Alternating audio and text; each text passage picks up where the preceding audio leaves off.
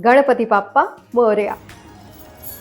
नमस्कार दोस्तों, स्वागत है आपका मेरे चैनल ऋतु चौहान मल्होत्रा। दोस्तों, इस बार मैं आपको किसी मंदिर के दर्शन कराने अपने साथ नहीं लेकर जा रही हूँ, क्योंकि भगवान तो स्वयं साक्षात हमारे घर पधारने वाले हैं।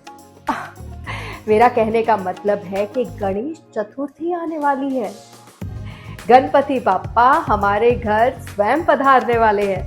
दोस्तों, आज के इस ब्लॉग में मैं आपको बताने वाली हूँ कि हमारे हिंदू धर्म में, हमारे सनातन धर्म में गणेश चतुर्थी को इतना महत्वपूर्ण क्यों मानते हैं और गणेश चतुर्थी कैसे और कब मनाई जाती है। चलिए इसी के साथ आज का ये ब्लॉग शुरू करते हैं। गणपति पापा मोरया।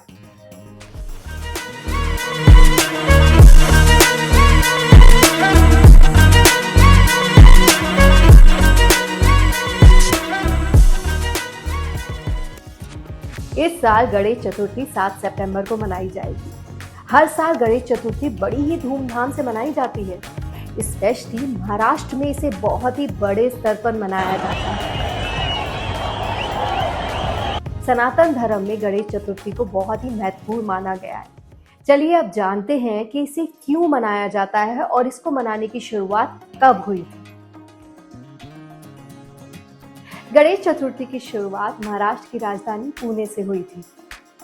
गणेश चतुर्थी का इतिहास मराठा साम्राज्य के सम्राट छत्रपति शिवाजी से जुड़ा हुआ है। कटक से कटक तक की धरती पर जिसके नाम का भगवा लहराता था, उस वीर का नाम है छत्रपति शिवाजी महाराज। माना जाता है कि भारत में मुगल शासन के दौरान छत्रपति शिवाजी ने अपने धर्म, अपने सनातन धर्म को बचाने के लिए अपनी मां जीजाबाई के साथ मिलकर इस महोत्सव को मनाने की शुरुआत की थी। छत्रपति शिवाजी द्वारा इस महोत्सव की शुरुआत करने के बाद मराठाओं के और पेशवाओं ने भी इसको मनाना शुरू कर दिया।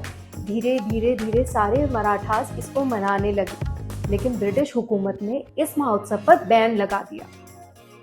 लेकिन फिर भी बाल गंगाधर तिलक द्वारा इस महोत्सव को मनाने की फिर से शुरुआत की गई और 1892 में पहली गणपति मूर्ति की स्थापना भी की गई। गणेश चतुर्थी गणपति पापा के जन्मदिन के रूप में भी मनाई जाती है। 10 दिन के लिए गणपति पापा को अपने घर में लाया जाता है। पूरे विधि विधान के साथ उनकी पूजा की जाती है। ब्राह्मणों को खाना खिलाया जाता है। गणपति पापा को विघ्न हर्ता भी बोलते हैं। कहते हैं कि जब गणपति पापा आपकी जिंदगी में आते हैं तो आपके हर दुख दर्द को दूर कर देते हैं। हर नए काम की शुरुआत भी गणपति पापा का नाम लेकर ही होती है। मैं एक एक्टर हूँ, इतने सालों से मैं शूट कर रही हूँ और बिना गणपति रोल किए कैमरा रोल नहीं होता है।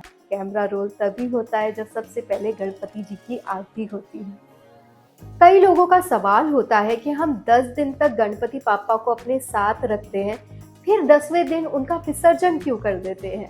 इसके पीछे भी बहुत ही महत्वपूर्ण कथा छुपी है। चलिए अब मैं बताती हूँ वो कहानी, वो कथा, जिससे आपको ये पता चलेगा कि गणपति जी का विसर्जन क्यों किया जाता है। पौराणिक कथा के अनुसार महर्षि वेद व्यास ने गणपति जी से महाभारत की रचना करने की प्रार्थना की थी। फिर क्या था, वेद व्यास श्लोक बोलते गए और गणपति जी उसे लिखते गए। उस लेखन को पूरा करने में 10 दिन लग गए। 10 दिन तक लेखन करने के बाद गणपति जी के ऊपर धूल मिट्टी की परत जम गई। उसे साफ करने के लिए 10वें दिन, चतुर्थी वाले दिन, उन्होंने सरस्वती नदी में जाकर स्नान किया और तभी से गणपति पापा के विसर्जन की परंपरा शुरू हुई।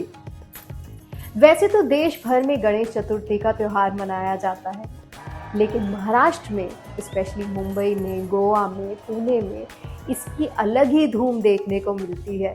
बड़े बड़े पंडाल सजाए जाते हैं, बड़ी बड़ी गणपति की मूर्तियां लगाई जाती हैं। ज़्यादातर हर घर में गणपति जी विराजमान होते हैं। इस महोत्सव की तैयारियां कई दिन पहले से शुरू हो जाती हैं। अलग अलग थीम पंडाल सजाए जाते हैं, बड़ी बड़ी मूर्तियां बनाई जाती हैं, जिन्हें देखने दूर दूर से लोग आते हैं।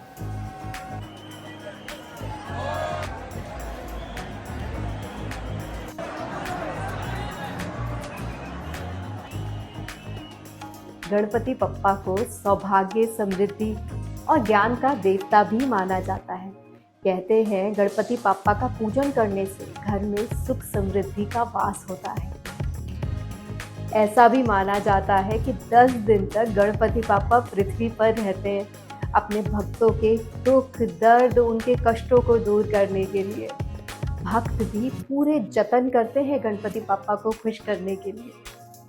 चलिए तो अब बात करते हैं कि गणपति पापा को घर लाने की क्या विधि होती है। गणपति पापा को ऐसे ही घर पर नहीं लाया जाता है, पूरे विधि विधान के साथ उनको घर पे लाया जाता है। गणेश चतुर्थी से एक दिन पहले गणपति पापा को इवनिंग में घर पर लाया जाता है, लेकिन उनके मुंह को कवर कर दिया जाता है किसी भी चुन्नी से, दुपट्टे से, जिससे उनका फेस नज़र ना आए। उनको घर पे लाकर अच्छी सी साफ सुथरी जगह पे उनको विराजमान किया जाता है।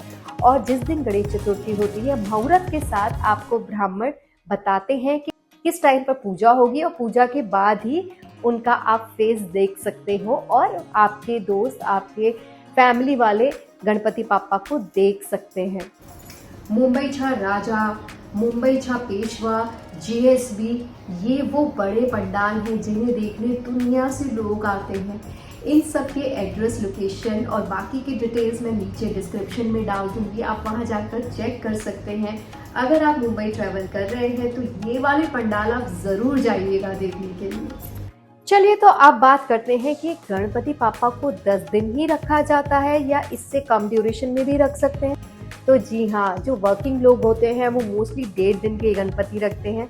जैसे मैं वर्किंग हूँ और मैं फैमिली के साथ नहीं रहती हूँ, तो मैं 1.5 दिन के गणपति बिठाती हूँ। आप अपनी श्रद्धा अनुसार 1.5 दिन के बिठा सकते हो, आप 3 दिन के बिठा सकते हो, आप 7 दिन के बिठा सकते हो, और फिर उसके बाद सीधा 10 डे। तो आप जैसा करना चाहें आप वैसा कर सकते हैं, लेकिन विधि विधान सेम होता है। चाहे आप 10वें दिन विसर्जन करें, चाहे आप 7वें दिन करें, चाहे वो 3रे दिन करें, चाहे डेढ़ दिन वाले आप विसर्जन करें, लेकिन वो प्रॉपर विधि विधान के साथ ही किया जाता है। तो दोस्तों, ऐसे और इसलिए मनाया जाता है गणेश चतुर्थी का महाउत्सव। अगर आप लोगों को ये जानकारी यूजफुल लगी तो मुझे कमेंट करके ज़रूर बताइएगा। ऐसे ही हमारे हिंदू धर्म से, हमारे सनातन धर्म से जुड़ी हुई और जानकारी के लिए जुड़े रहिए मेरे साथ और देखते रहिए मेरा चैनल ऋतु चौहान मल्होत्रा। आप सभी को गणेश चतुर्थी की ढेर सारी शुभकामनाएं। इसी के साथ मैं आपसे लेती हूँ विदा। जल्दी मिलती हूँ एक नई जगह, एक नए ब्लॉग के साथ। आज के लिए आप सभी को मेरा प्यार भरा नमस्कार।